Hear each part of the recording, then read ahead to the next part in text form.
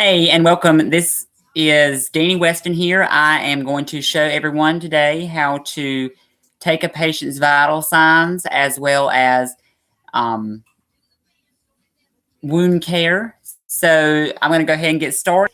And just since I don't have an actual patient with me, I'm just going to do it on myself and just show y'all and explain it. Basically, the instructions on how to take a patient's vital signs as well as how to do patient wound care. So I'm going to go ahead and get started. The supplies that you'll need is obviously a stethoscope.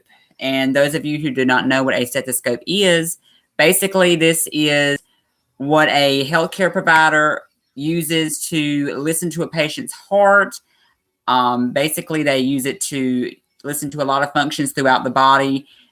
This part here is what you stick in your ears, and these two little earpieces here is what goes in your ears, and then it travels down, and this is what it's called the diaphragm of the stethoscope, and this is what they place on your chest or on your arm here when they're checking your blood pressure.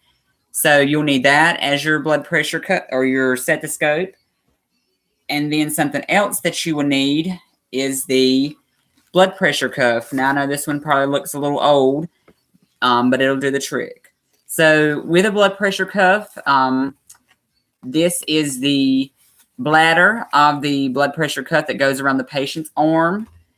And it just opens up. It's got Velcro on it, so it's secure. But this will go around the patient's arm. And you just put it around there like that. And then this is what you use to pump up the blood pressure cuff. And while you're pumping up, you will see this little sphygmometer here. And as you pump up, it will move up. See, there we go. It will move up on the dial.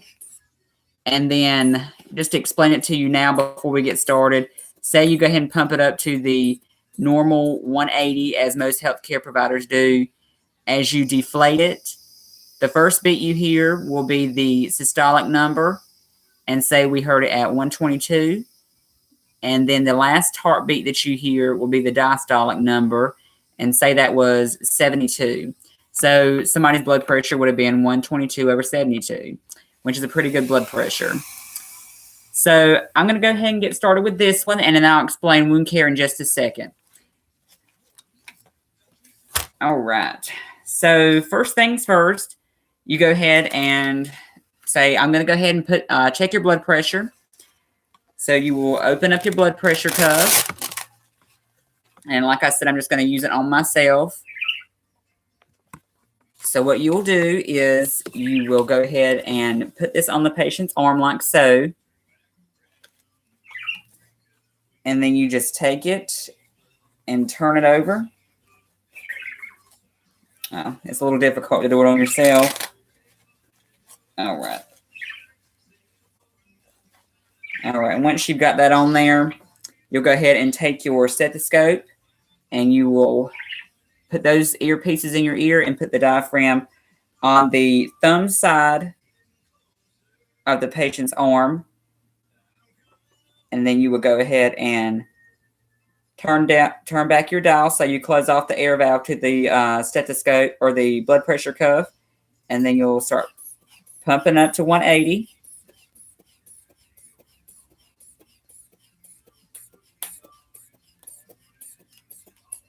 And listen for the first heartbeat.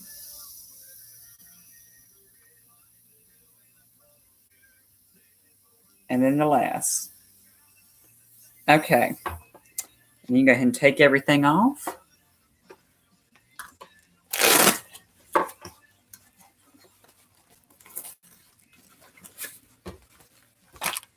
All right.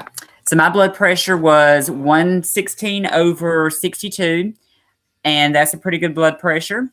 So with that being said, I showed you how to use a blood pressure cuff, how to use a stethoscope, and basically how to get a patient's blood pressure done.